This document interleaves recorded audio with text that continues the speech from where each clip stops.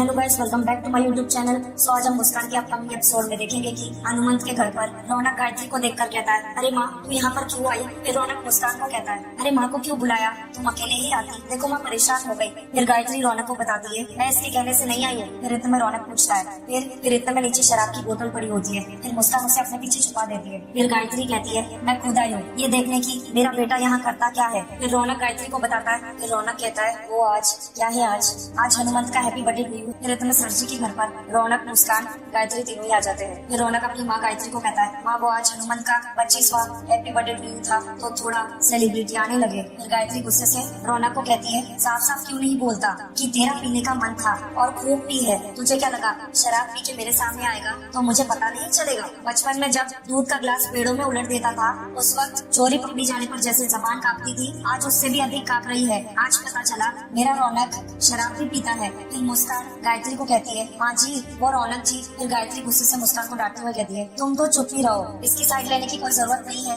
हमने देखा वहाँ कितनी सफाई से तुम इसके झूठ को छुपा रही थी वहाँ। फिर गायत्री उस बात को याद करती है कि उसने शराब की बोतल देखी हुई। फिर गायत्री गुस्से से मुस्कान को डांटते हुए कहती है, अपनों की गलतियों पर पर्दा डालने से हम उन्हें और गलतियाँ करने के लिए प्रेरित करते हैं। गांधारी ने भी वो किया था दुर्योधन के साथ, इसीलिए एक नहीं 100 बेटे खोने पड़े। फिर रौनक गायत्री को कहता है, छोड़ ना माँ, कैसी बातें कर रही है, गुस्सा तो हम तो तेरे लाडले हैं, चल ना खाना खिला दे अपने हाथों से। फिर गायत्री रौनक का हाथ पकड़कर रौनक को कहती है, इन हाथों से शराब पी थी ना, इन्हीं हाथों से खाना भी खा लो। फिर गायत्री गुस्से से मुस्कान को बताती है, देखना ये भूखा ना रहे, और एक बात, अगली बार से अगर इसकी किसी भी गलती पर पर्दा डालने की कोशिश की तो पहले मैं तुम्हें पकड़ूंगी, समझी। इतना बोल के गायत्री वहाँ से गुस्से से चली जाती है। फिर मुस्कान रौनक को कहती है, रौनक जी बैठिए, खाना खा लीजिए। फिर रौनक गुस्से से मुस्कान को कहता है, ए क्या नाटक कर रही हो। फिर मुस्कान रौनक को बताती है, क्योंकि हमारे बीच में डील हुई थी। फिर रौनक गुस्से से मुस्कान को कहता है, डील हुई थी झूठी बीवी बनने की, असली बहू बनने की नहीं, ठीक है। हम सब समझते हैं, अपनी कोशिश पर पूर्ण विराम लगाओ।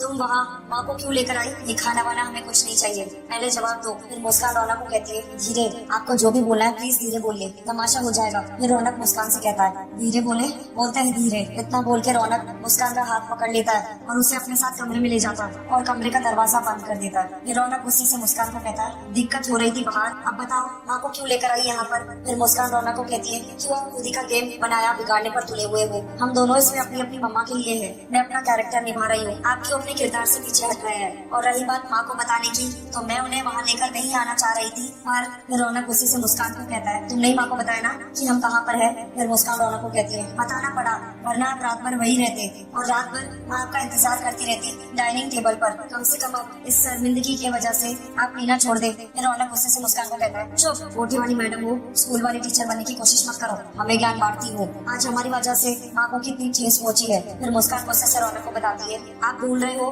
कि ये सब आपकी वजह से हुआ है, मेरी वजह से नहीं। आपको ही प्यार आ रहा था अपनी बोतल पर, इतना कि आपने अपनी माँ के बारे में भी नहीं सोचा। मैं तो कहती हूँ कि इतना बोल के जैसे मुस्कान पीछे मुड़ के देखती है, रौनक अपने बेड पर गहरी नींद में सो गया होता है। फिर मुस्कान रौनक के पास आकर उसके पैरों से जूते उतारती है। मुस्कान जैसे ही जाने लगती है, रौनक उसका हाथ पकड़ लेता है और उसे अपने तरफ खींच लेता है। फिर मुस्कान रौनक को देखकर अपने मन में कहती है, 2 मिनट पहले हैवान की तरह चिल्ला रहे थे और आप बच्चों की तरह भोले बनकर सो रहे हो। अगली सुबह किचन में रौनक गायत्री को कहता है, सॉरी मम्मा, सॉरी माँ, मान जाओ ना, अरे देखो अच्छी माँ, भोली माँ, मान जाओ ना। फिर गायत्री रौनक को कहती है, भोली हूँ ना, इसीलिए मेरे भोलेपन का फायदा उठाता है। फिर रौनक गायत्री को कहता है, अरे ऐसी बात नहीं है माँ, अच्छा ठीक है, देखो ये कान पकड़ के सॉरी बोलते हैं, सॉरी कल के रात के लिए, सॉरी बोले जा रहे हैं, हमने आपको जितना परेशान किया उतनी रातों के लिए सॉरी सॉरी सॉरी, अब मान जाओ ना। हाँ माँ देखो, ये देखो माँ, हम बहुत मुश्किल डेट बैठक कर रहे हैं, अब तो मान जाओ। देखो माँ, अगर तुम मुझसे बात नहीं करेगी ना इस घर में तो हम सफोकेट आ जाएंगे। फिर गायत्री गुस्से से रौनक को कहती है,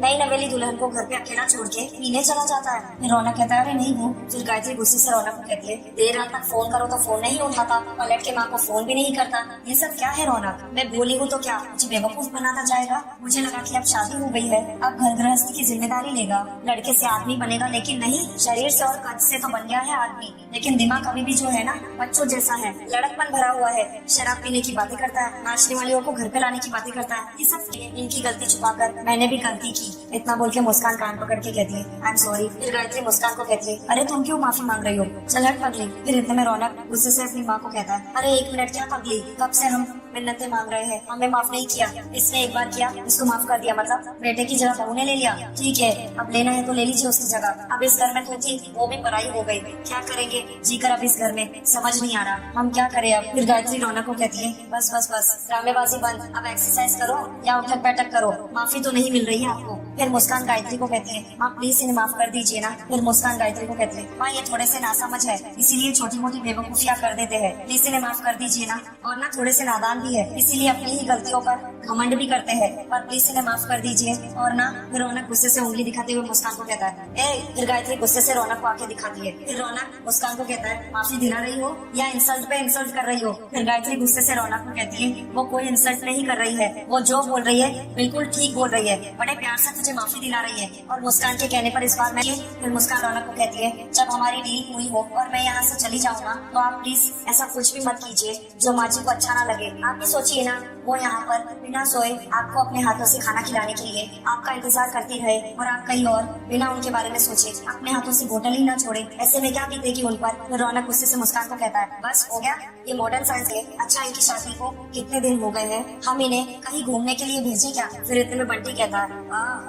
हनीमून। फिर रौनक कहता है देखा माँ को ही हमारी चिंता है, हम जानते हैं कि माँ के बाद सिंह साहब भी चाहेंगे कि हम कहीं बाहर जाए, क्यों सिंह साहब। फिर रौनक तीरथ सिंह को कहता है मतलब उनका बेटा और बहू हनीमून पर जाए, क्यों सिंह साहब सब जानना चाहते हैं, बताइए ना कहाँ भेजेंगे आप हमें। स्विट्जरलैंड, इंग्लैंड, पेरिस, जो कोई भी लैंड बताइए हम वहाँ लैंड कर जाएंगे। फिर इतने में बुआ जी कहती है हनीमून वनीमून बाद में जाना, पहले एक दूसरे को जानो पहचानो राम जी की कृपा से। फिर रौनक अपनी बुआ को कहता है बुआ जी समझने के लिए तो हनीमून पर जाना पड़ता है, राम जी की कृपा से। फिर गायत्री कहती है बिल्कुल सही कह रहे हो तुम लोग डिसाइड करो कहाँ जाना है, हम टिकट करवा देंगे। फिर इतने में रौनक तीरथ सिंह को फुसफुसाते हुए कहता है क्या है बात जो है हनीमून तक पहुँच गई है, इससे पहले कि नकली बहू असली बन जाए माँ को सब कुछ बता दीजिए। फिर तीरथ सिंह रौनक को कहता है बचुआ अगर वो तुम्हारी माँ है तो वो हमारी पत्नी भी है, जितना आप उनसे प्यार करते हैं उससे कई ज्यादा मैं उनसे प्यार करता हूँ, इसीलिए मैं ऐसा कोई काम नहीं करना चाहता हूँ जिससे उनका दिल टूटे। फिर रौनक तीरथ सिंह को कहता है काम तो आप कर चुके हैं, अब सोचना आपको है कि आप माँ को बताएंगे या नहीं, अगर नहीं बताएंगे तो सोच लीजिए ये नाटक आपको कहाँ से कहाँ पहुँचा देगा। फिर तीरथ सिंह रौनक को कहता है मैंने आपको पहले भी कहा था मेरे काम में अड़ंगा मत डालना, तुम नहले फेंकते जाओगे मैं उस पर नहले फेंकता जाऊंगा और मुझे इक्का फेंकने की जरूरत भी नहीं पड़ेगी। फिर इतने में गायत्री कहती है ये बात बेटे क्या किस्सा कुस्सा कर रहे हैं, हमें भी तो सुनाइए। फिर रौनक गायत्री को झूठ बोलते हुए कहता है सिंह साहब ने स्विट्जरलैंड का नाम लिया और हम इंग्लैंड जाएंगे, तो वही बस डिस्कशन चल रही थी। फिर तीरथ सिंह रौनक को कहता है चलिए अच्छी सी बात है, आओ मेरे साथ गाड़ी में आओ, ये तो हम रास्ते में तय कर लेते हैं। फिर रौनक तीरथ सिंह को कहता है चलिए आइए आइए। फिर रौनक गायत्री को कहता है चलते हैं माँ, इतना बोल के वो दोनों चले जाते हैं। कार में तीरथ सिंह रौनक दोनों बैठे होते हैं। फिर ड्राइवर कार रोकता है। फिर तीरथ सिंह एक जलेबी वाले को इशारा करता है। फिर वो जलेबी वाला तीरथ सिंह को कहता है आज तो स्वयं भगवान पधारे हैं मेरी बोनी कराने के लिए। तीरथ सिंह जलेबी वाले से जलेबी की कटोरी ले लेता है और उसके हाथ में पैसे थमा देता है। फिर तीरथ सिंह रौनक को कहता है ये लो बचुआ जलेबी खाओ, देखा ये सारे के सारे लोग जो है मुझे देवता समझते हैं, प्रणाम करते हैं, इसे कहते हैं रुतबा जो पूरे शहर में है, और आप चाहते हो आपकी माँ के पास जाओ और इतने सालों का बनाया हुआ ये रुतबा 1 मिनट में त्याग दूं, सब कुछ सच सच बोल दूं। फिर रौनक तीरथ सिंह को कहता है झूठी शान से सच्ची गाली ही अच्छी है। फिर तीरथ सिंह रौनक को कहता है मैं तुमसे बहस नहीं करना चाहता, इस मौजू पे सिर्फ शॉर्ट में ही कहता हूँ उस नाचने वाली को वापस भेज दो उसके ठिकाने पे, चलिए मैं कसम खाता हूँ उसके बाद मैं आपकी माँ को जाके सब कुछ सच सच बता दूंगा। फिर रौनक तीरथ सिंह को कहता है कसम तो आप खाते हैं पान की तरह सिंह साहब, चबाए चबाए चबाए उसके बाद पीकदान में थूक दिए। फिर रौनक जलेबी वाले को आवाज देता है ओ दादा। फिर जलेबी वाला कहता है हाँ ला रहा हूँ। फिर इतने में जलेबी वाला आता है और रौनक को जलेबी देते हुए कहता है लीजिए भैया। फिर रौनक जलेबी वाले को कहता है दादा आज का अखबार देखे हो। फिर जलेबी वाला रौनक को बताता है देखा लेकिन पढ़ा नहीं। फिर रौनक जलेबी वाले को बताता है आज एक बहुत खास खबर छपी है, आज बहुत ही निहायत शरीफ आदमी के बारे में जो दुनिया के सामने देवता बनता है लेकिन पीछे से फोटे चलाता है, लड़कियों को मजबूर करता है नाचने पर और उन्हीं के पैसे से फिर घर की तिजोरी भरता है। फिर जलेबी वाला कहता है रौनक को क्या बात कर रहे हो भाई, बताइए तो आजकल लोग ऐसे मुखौटा पहनकर कितना लोग घूम रहे हैं, अरे ऐसे रावण को काल कुर्ते में बंद कर देना चाहिए। फिर रौनक जलेबी वाले को कहता है बिल्कुल सही बोले। फिर जलेबी वाला रौनक को कहता है क्योंकि अंधेरे में कोई नकली चेहरा नहीं पहचान सकता। फिर रौनक जलेबी वाले को कहता है चलो उठे। फिर रौनक तीरथ सिंह को ताना मारते हुए कहता है आपके भक्त लोगों के विचार देखिए कमाल के है। खैर सिंह साहब अभी भी वक्त है, जाके सच हमारी देवी समान माँ को बोल दीजिए, कहीं देर ना हो जाए। अब सोचिए और ये गर्मा गर्म जलेबी खाइए, तब तक हम जलेबी का मजा जो गर्मा गर्म दूध के साथ आता है वो दूध लेकर आते हैं। इतना बोल के रौनक कार से उतर जाता है। फिर तीरथ सिंह गुस्से से अपने मन में कहता है बचवा हमें क्या करना करना है ये हमें ज्यादा सोचने की जरूरत नहीं है। फिर तीरथ सिंह किसी को कॉल पर कहता है खिलाड़ियों का मैदान में उतरने का समय हो गया है। इतना बोल के तीरथ सिंह कॉल कट कर देता था। सर जी के घर पर गायत्री मुस्कान को कहती है जाओ जाकर पैकिंग कर लो। फिर डॉली गायत्री को कहती है हाँ आप कब से कह रही हो पैकिंग करा दो, ऐसे कैसे पैकिंग करा दो, हनीमून के लिए हनीमून वाले कपड़े भी तो होने चाहिए। मुस्कान के पास अब भैया तो कपड़े दिलाने से रहे तो मैं ही आपको शॉपिंग करा देती हूँ। फिर गायत्री डॉली को कहती है हाँ बिल्कुल, मेरा क्रेडिट कार्ड लेकर जा, मेरे कमरे के ड्रेसिंग टेबल पर रखा है, शॉपिंग करा ला बहू को। फिर डॉली कहती है ठीक है। फिर डॉली मुस्कान को कहती है आओ चलो। फिर इतने में डोरबेल बजती है। गायत्री जैसे ही दरवाजा खोलती है सामने पुलिस वालों की फौज होती है। फिर गायत्री घबराते हुए इंस्पेक्टर को कहती है इंस्पेक्टर साहब आप। फिर इंस्पेक्टर गायत्री को मुस्कान का फोटो दिखाते हुए कहता है क्या आप इस लड़की को जानते हैं। फिर गायत्री इंस्पेक्टर को कहती है हाँ ये तो मेरी बहू है। क्या बात है इंस्पेक्टर साहब आप इनके बारे में क्या पूछताछ कर रहे हैं। फिर इतने में डॉली चिल्लाते हुए आवाज देती है गायत्री को क्या हुआ माँ। फिर इतने में इंस्पेक्टर और कांस्टेबल्स घर के अंदर आ जाते हैं। फिर इंस्पेक्टर सबसे पूछ रहा है वैसे क्या क्या गायब हुआ है आप लोगों के घर से। फिर गायत्री चौंकते हुए कहती है गायब, आप क्या कह रहे हैं इंस्पेक्टर साहब। फिर इंस्पेक्टर सबको कहता है वही जो आप लोग समझ नहीं रहे हैं और अभी तक समझ भी नहीं पाए हैं कि इस मासूम चेहरे के पीछे एक धोखेबाज चेहरा छुपा हुआ है। इसी मासूम चेहरे के साथ ये लड़की अपने 2 भाई और एक बूढ़े बाप के साथ आप जैसे शरीफ और अमीर घरानों को लूटती रही है। पहले यूपी में, फिर बिहार में और अब कोलकाता में। सालों से ये पुलिस वाले लोगों को चकमा देती आ रही है, लेकिन अब और नहीं चलेगा, अरेस्ट कर लो। इंस्पेक्टर की बात सुनते ही सारे घर वाले दंग रह जाते हैं और मुस्कान टेंशन में आ जाती है। सो गाइस आज का मुस्कान का एपिसोड यहीं पर समाप्त होता है। Thank you for watching.